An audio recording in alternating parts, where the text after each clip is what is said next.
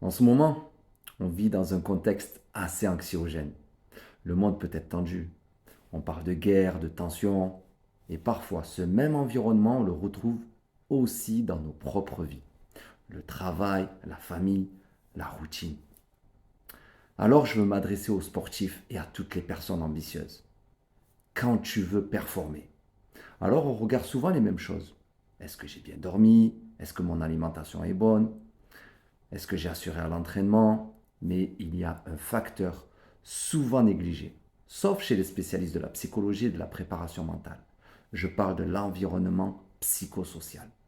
Ce facteur est déterminant pour la performance parce que notre cerveau libère des hormones selon notre état émotionnel. Et il faut savoir une chose très importante. Les études nous démontrent qu'une émotion dure au maximum 90 secondes environ. La colère, la peur, la tristesse. Et si tu ne nourris pas cette émotion, elle passe. Mais si tu l'alimentes mentalement, elle peut ralentir, voire détruire ton objectif. Alors si tu veux stabiliser ton environnement psychosocial et devenir performant, il existe des outils. La première, c'est la méditation. Tu dois créer chaque jour un espace de recul intérieur.